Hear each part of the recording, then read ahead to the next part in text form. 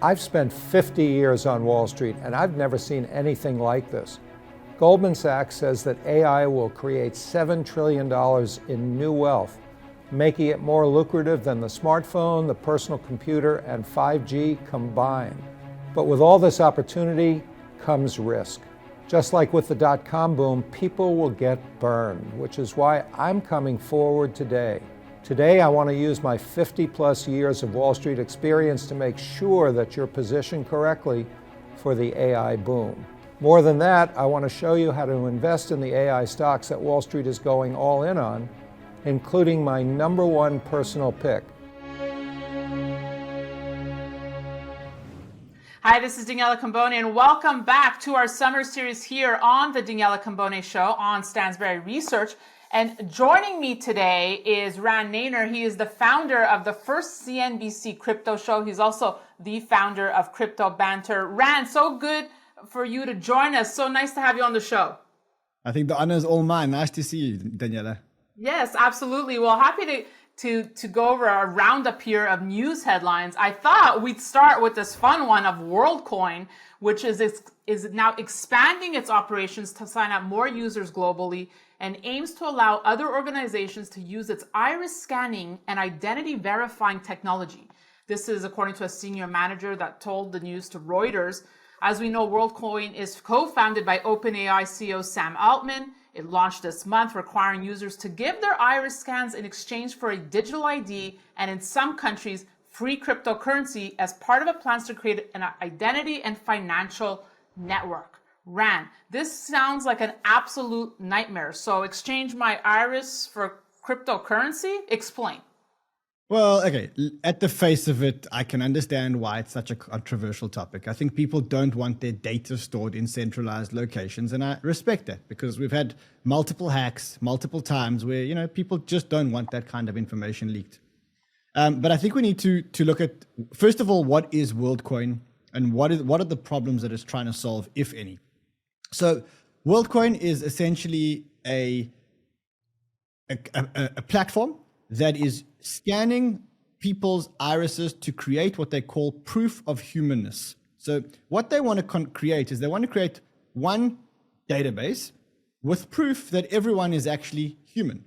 Now, the question is, why do you need that? So there's two real reasons why they're doing this. The first reason is, in a world of AI, and you've got to remember that Sam Altman, the founder of Worldcoin, or one of the founders of Worldcoin, is very much into AI, and he's also the founder of OpenAI, which developed ChatGPT and is developing multiple other AI protocols.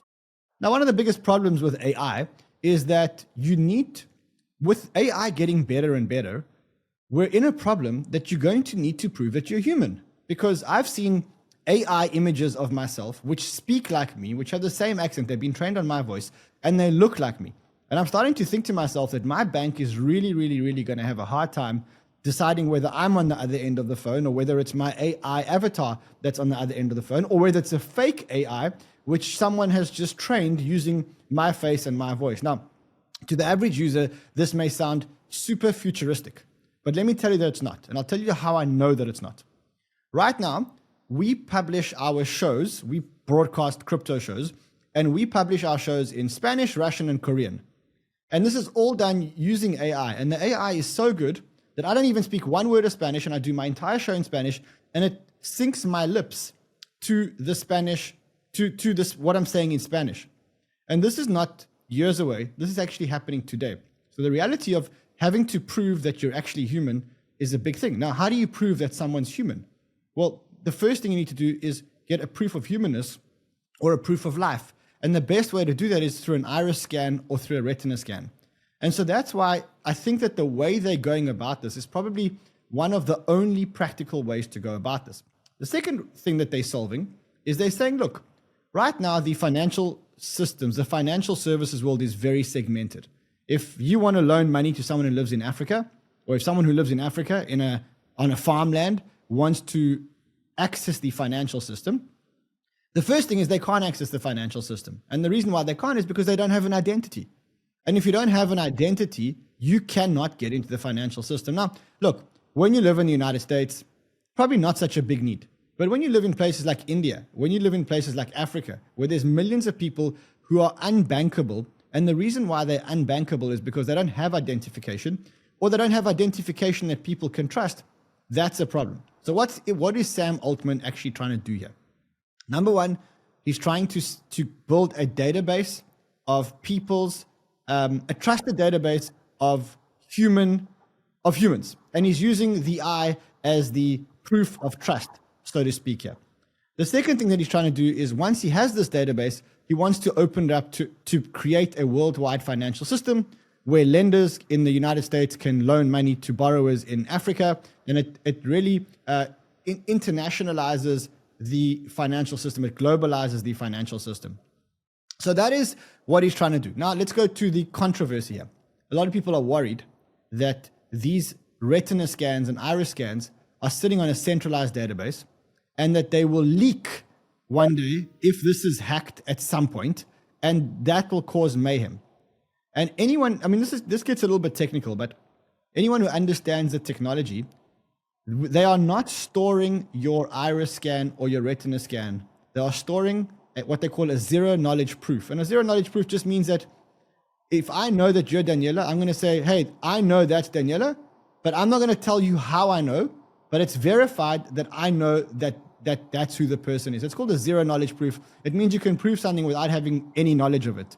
And it's a technical term. I don't think we should get too much into the technicals here, but suffice to say that they're not actually storing this data anywhere. It's just a proof that the data exists. Okay. Do you feel like some juice? Because I can give you something really juicy here. Okay. No, I no. Give me. Yeah, I want the juice. Should I? Okay. Like, you want to give me the juice first before I counter some of your points? Yeah, let me give you the juice first. Okay, give me the juice.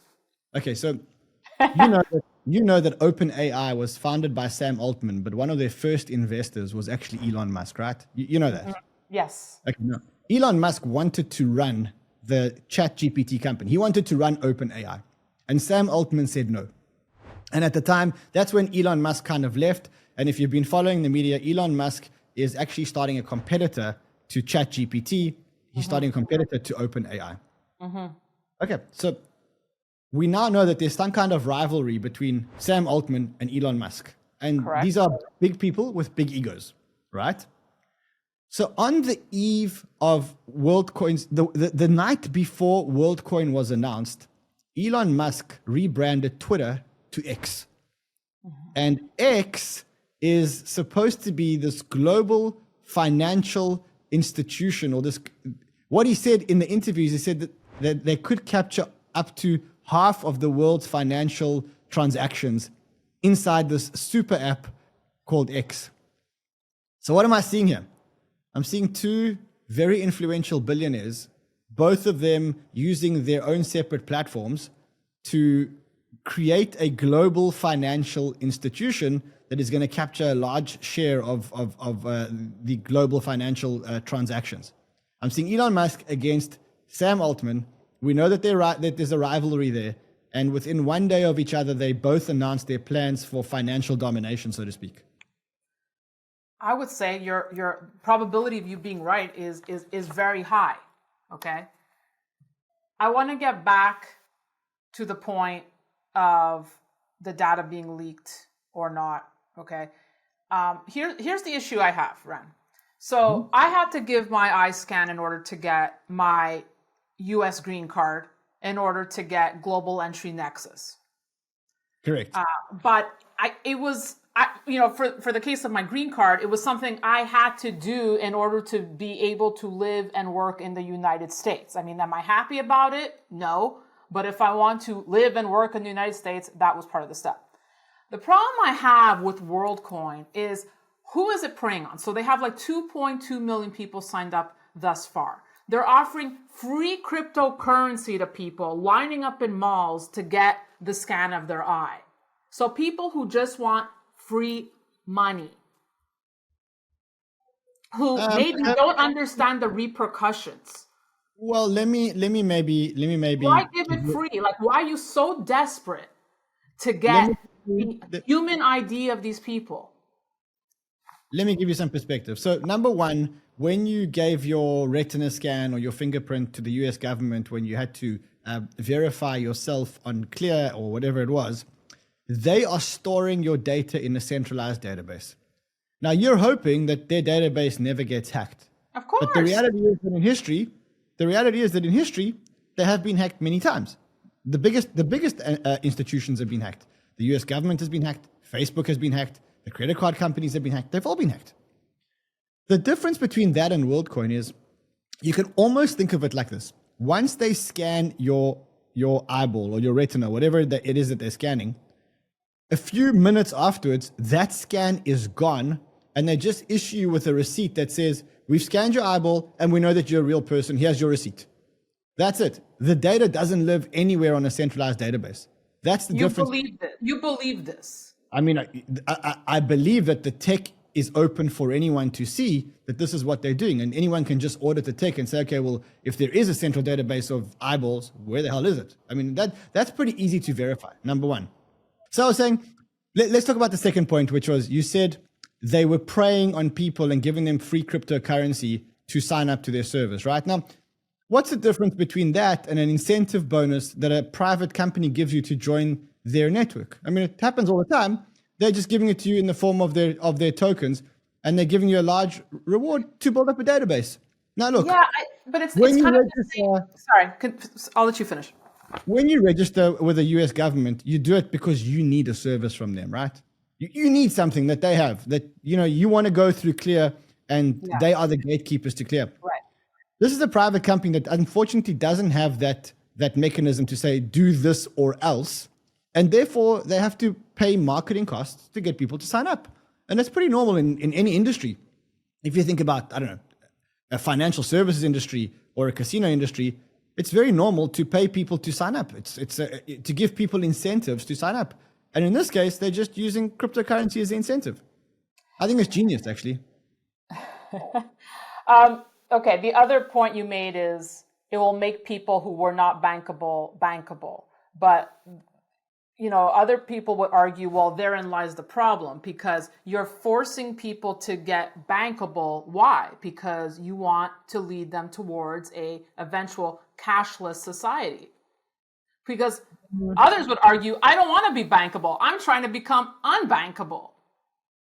Yeah, I think there's a big difference between what you're thinking around bankable and what I'm thinking about bankable. You're thinking bankable.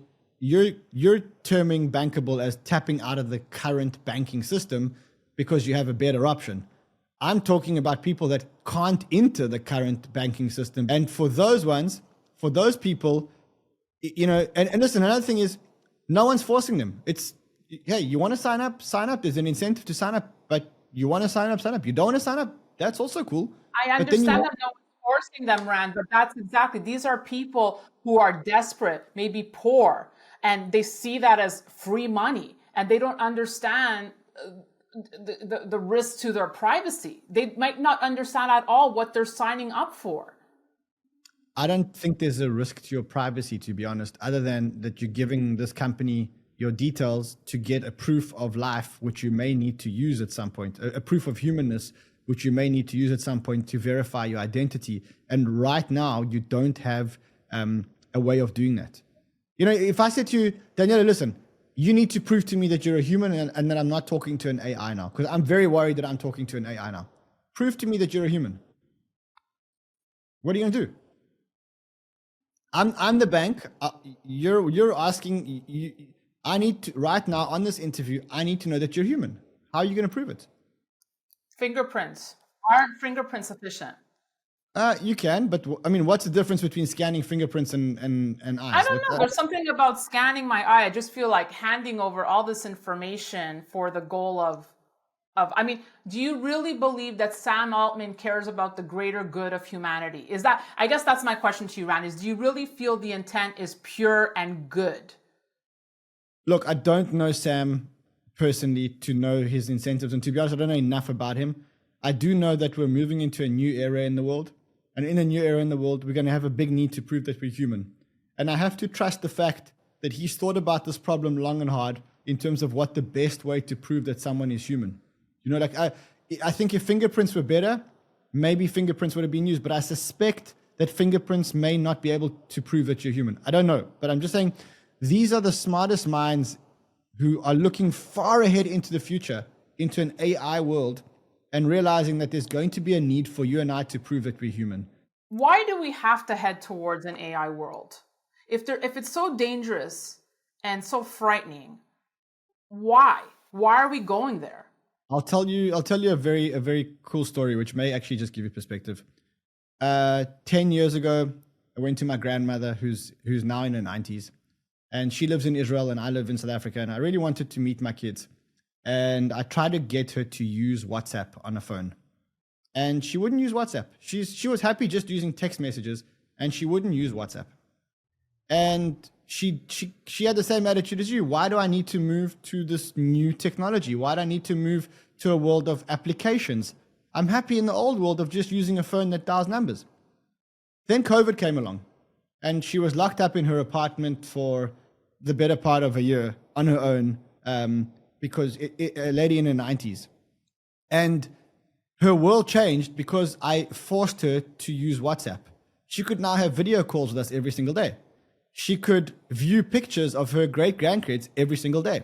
And it changed her life. And to me, it changed her life for the absolute better.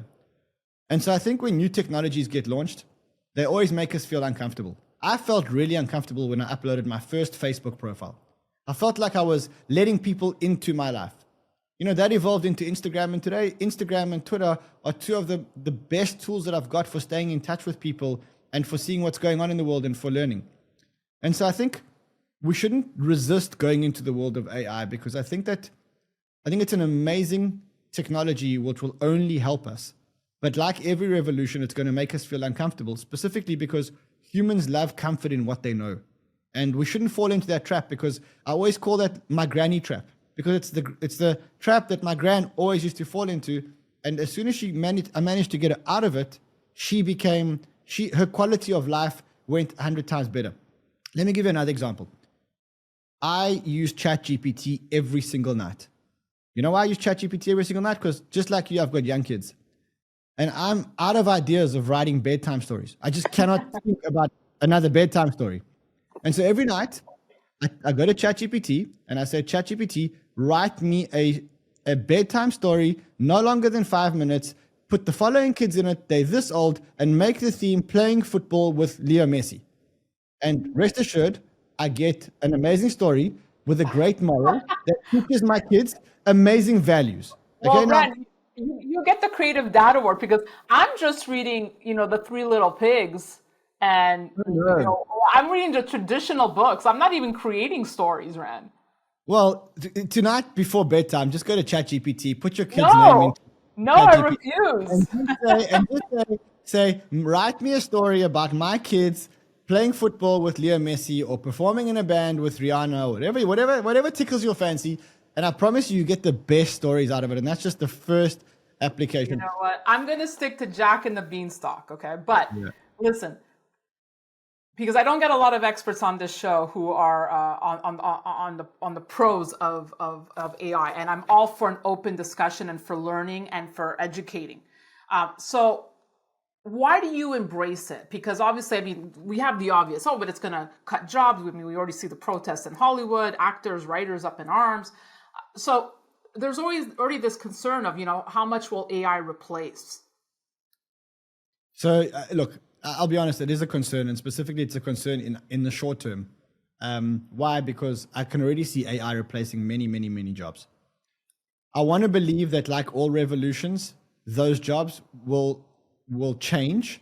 And all of a sudden, like with Uber, all of a sudden we've got these new Uber drivers and whatever else. We actually landed up creating jobs instead of taking away jobs from the taxi drivers or whatever else. That said, I've got to raise a caution here.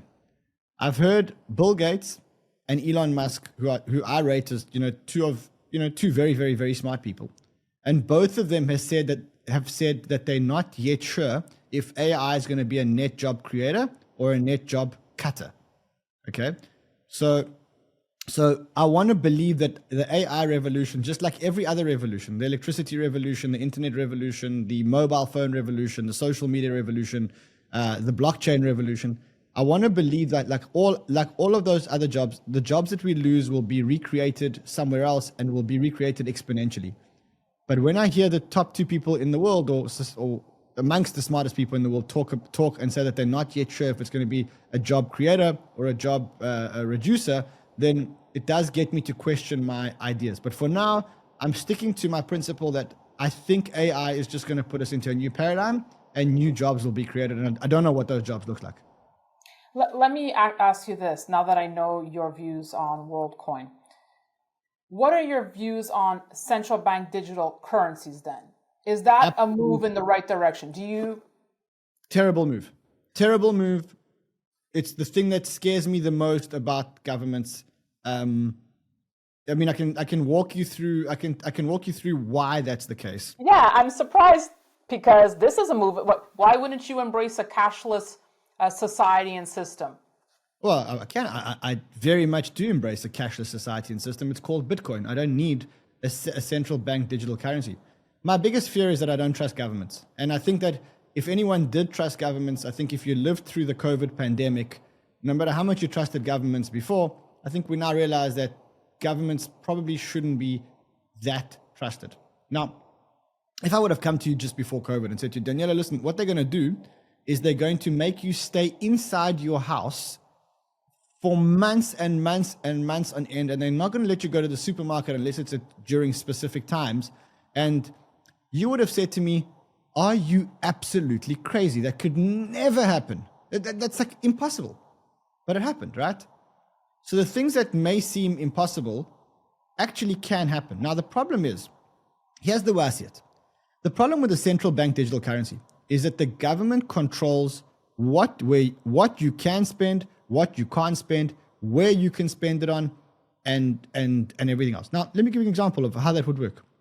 Assuming that they said that you have a curfew and you're not allowed to leave your house because of a COVID-type lockdown after 10 p.m. Okay, that's what they say. In order to enforce that, all they do is they make your money unspendable after 10 p.m. All right, now you're a mom. You need diapers. You got a diaper emergency. You want to run downstairs to the supermarket, grab a pack of diapers, pay for it, and then go back into your quarantine.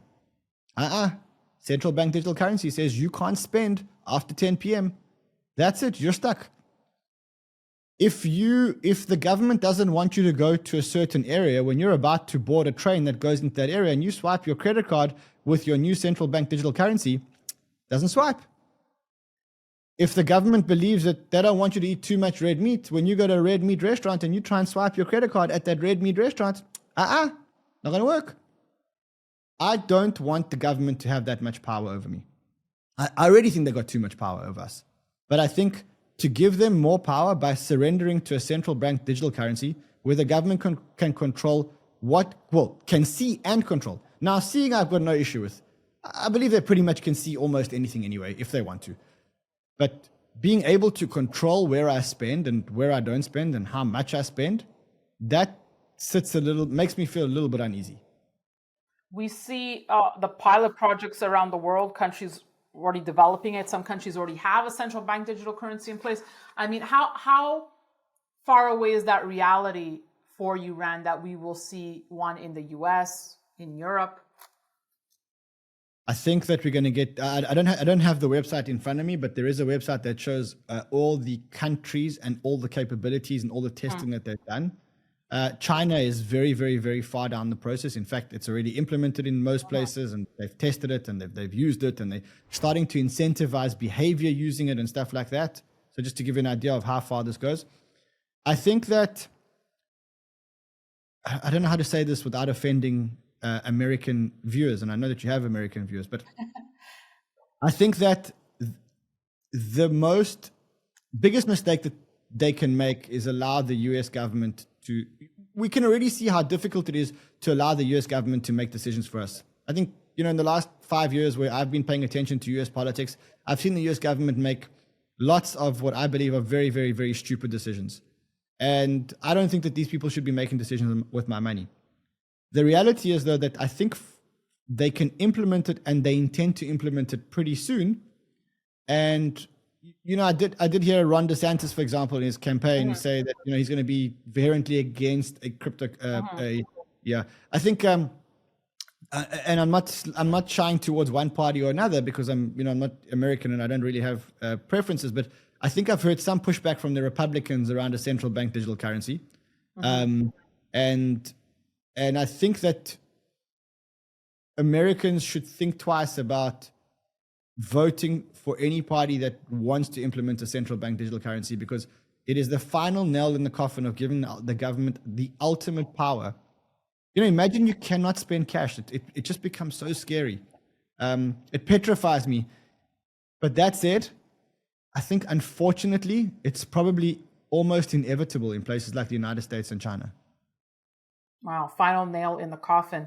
I mean, you mentioned DeSantis, so let me bring up another candidate, RFK. I bring it up because obviously I know you're a huge proponent of Bitcoin. He has said that he would like to see the US dollar backed by Bitcoin and gold. Thoughts on this? So let me say that firstly, that I've listened to RFK and I think that his views are extremely refreshing, specifically from someone who's on the left side of things. Like his views don't seem like very leftist views. I don't know. I mean, I want to believe that he's really thought through his policies, but I also balance that against whether he is tapping into a highly passionate group to assist him to campaign to a highly passionate group, because he knows how passionate Bitcoiners and cryptocurrency people are. It's a very simple base to tap in order to get, votes and funding, because, Bitcoiners are quite wealthy and they're quite passionate. And, if you tap into that community, it's a pretty easy community to tap. That said, if he is genuine in his approach, and so far he seems to be pretty genuine, I think the thing that makes me a little bit skeptical is that here is a guy that stood up at the Bitcoin conference a couple of months ago. And at the conference said, I only learned about Bitcoin recently when we had the truckers strike in Canada. Now, that's not someone Bitcoin's been out here for 12 years. Where have you been? You only heard it, 6 months before you started campaigning, and that's the best example that you have.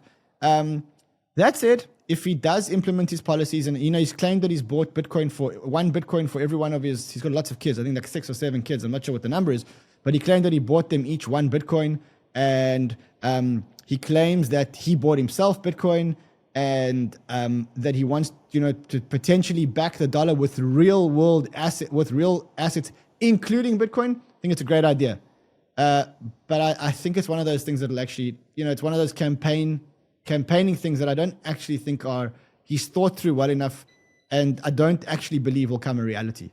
Thoughts on the CEO of crypto exchange, Brian Armstrong, revealing that the U.S. came dangerously close to a crypto Armageddon when the SEC told it to halt trading on all cryptocurrencies except for Bitcoin, something he says would have likely tanked the price of Ethereum, BNB, XRP, Cardano, Dogecoin, Solana, Polygon, Tron, and Litecoin. When you read that statement, Ran, what were you thinking? I think Brian Armstrong is a hero.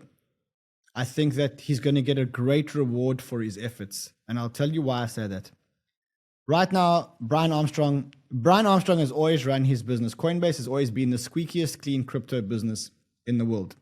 Brian Armstrong had many opportunities in history to make way more money and to do things way quicker, but he always opted for the safe option, the slow option, and the option that was more in line with the regulators.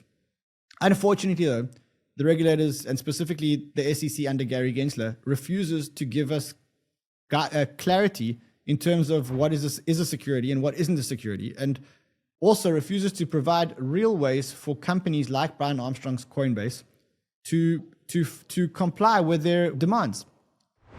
And so there was a gun put to his head, and the gun was either you delist all these alternative coins, altcoins, which is any coin that is defined as any coin that is not Bitcoin. And by doing that, if he had done that, he would have killed crypto forever in the United States, because we wouldn't have had anyone left to fight for our rights. But I think the SEC made a mistake, because they went for Coinbase. Coinbase has done everything by the book. Coinbase has $5 billion in cash. Coinbase is a relatively profitable company. And I think that if anyone can take the SEC to task, it's Coinbase. Now, we saw what happened the last time the SEC got into a fight with a big crypto company. That was the Ripple case. And in that Ripple case, the SEC got a judgment which was, let's say, less than favorable. It clipped their wings and it took away some of the power that they have had, because now you've got judicial precedent. Okay, you have judicial precedent. And until further notice, you have judicial precedent. Yeah. So I think the SEC picked a fight with the wrong fighter. I think that if there's anyone that could determine the fate of crypto, it's going to be Brian Armstrong. And I suspect that we're going to get a reasonable result out of this, although there will be some casualties. Were you surprised by the Ripple outcome? Yes, very much so. I was very surprised that the judge had such insight about what is a security and what isn't a security. For the judge to separate between the way the security was sold to institutional investors by a centralized company, and to separate that from the way that retail investors trade tokens without actually dealing with a centralized company or even knowing that it exists, was a revolution. And when I read that judgment, and I read it multiple times, I thought to myself, I was super impressed by the US judicial system, that the judge had such insight into an industry that takes so long to learn. I think that I know that now there's pushback in another case. I know that there's pushback against the ruling that judge made. But I think that if you think about it for long enough, you actually realize that the judge was a genius. That's all I can say. Let's wrap with this note, Ran, because everyone likes a good price talking point. And a good friend of our show, hedge fund Morgan Creek Capital Management, Mark Yusko, has predicted now the Bitcoin price could soar to 300,000 by 2028, with next year's supply cut kicking off a rally that will push it beyond, he says, gold's $6 trillion market capitalization. It's the first time I'm asking about your Bitcoin forecast. Is it anywhere in line with what you see? Look, I try not to do price targets because you're inevitably going to be wrong. And that's because you don't know what's going to happen in the macro environment and whatever else. Is his prediction far-fetched? No. Could there be a world in, you said 2028, in 5 years, where there is, where the Bitcoin price is 5 times the price that it is today? I would be disappointed. If Bitcoin only did a 5x in the next 5 years, given the history of Bitcoin and the early stage of adoption where we're at, I would be pretty disappointed. I think it could probably do a little bit better. Am I willing to put a different price target? I just think there's no upside. If you look at the rate of adoption of Bitcoin, we're at a point now where the rate of adoption of Bitcoin is going exponential.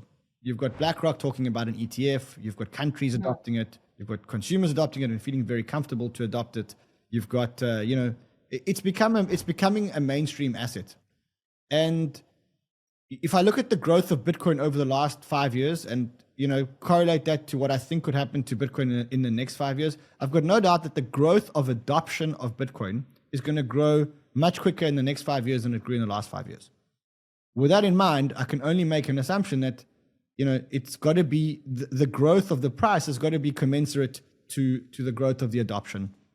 Now, most people make the mistake of judging the progress of a market based on the price of an asset.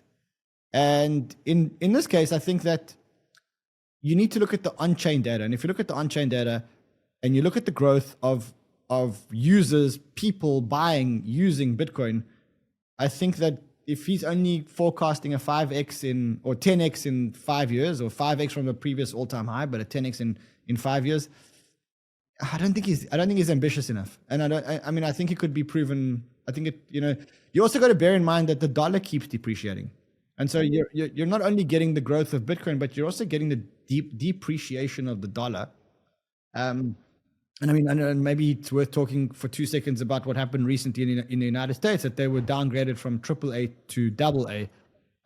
Yes, we've been covering that. Yeah. How relevant is that for you, and the timing of it all? The way I look at it, it's been a long time coming. When I look at what Fitch said about why they downgraded the US, but they said things like erosion of governance. Now, right. I've been watching US politics for the last couple of years, and there's clearly an erosion of governance, rising debt, and potentially inability to repay debt. At some point, China and Japan are not just not going to buy US treasuries anymore, because they're just going to say, look, we just don't think we're ever going to get our money back.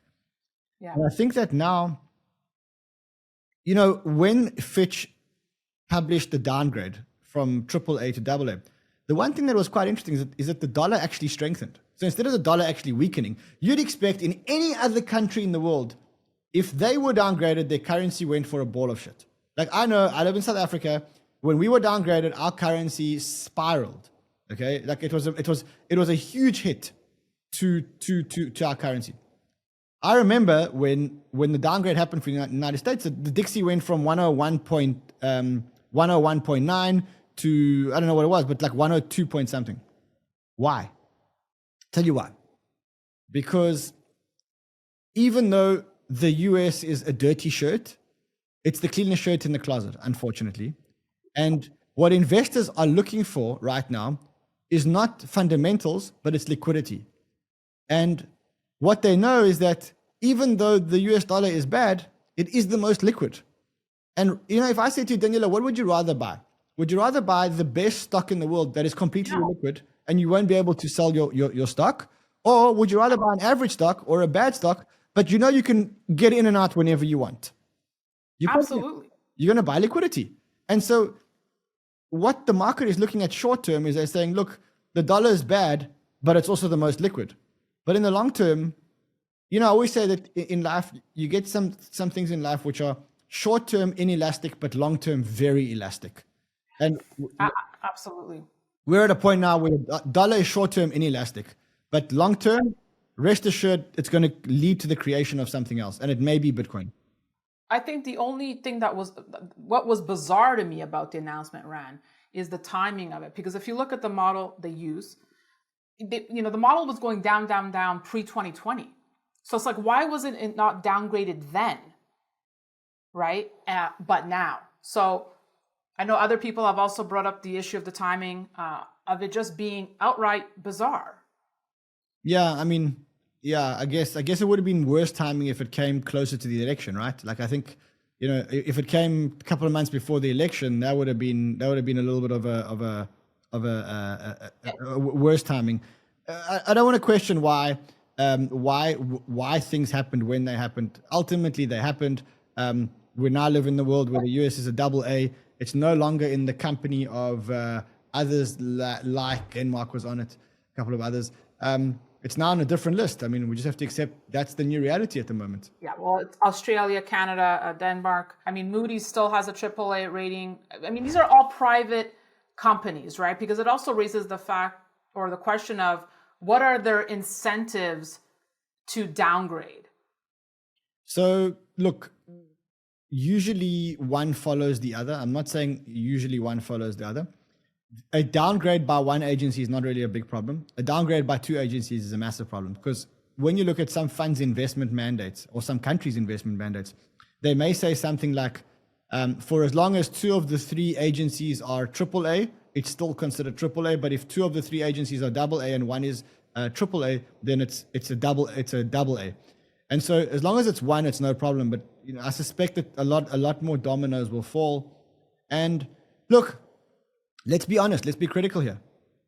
Can the US really afford to repay its obligations? You're talking about interest payment of $1 trillion this year at current interest rates. Is it logical to think that the US can really afford to pay $1 trillion in debt repayments on a debt that's actually increasing in an environment where interest rates are increasing to bring down inflation? Sounds very scary to me. If that was a company, if the US was a company, there's not a chance that I would be buying their bonds. I can tell you that for free. It's a poorly managed company that is in all probability never going to be able to repay its debt. Maybe right now it's the only debt on the market worth holding, but in the long term, short term inelastic, long term elastic, and that's what I'm looking for here. Extremely well said, Ran. I thoroughly enjoyed our conversation today. Thank you so much. I appreciate looking at things from the flip side, from an opposite point of view. So thank you. Thank you, Daniela. It's been an absolute honor to be here, and I'm glad we managed to finally pull it off. Finally. We keep talking about it. Thank you. We made it happen. Enjoy your rest of the summer, Ran, and thank you all for watching. We'll have more great content coming your way, so be sure to stay tuned to the summer series. And don't forget to sign up at danielacamboni.com to stay on top of it all. That's it for me. Thanks for watching.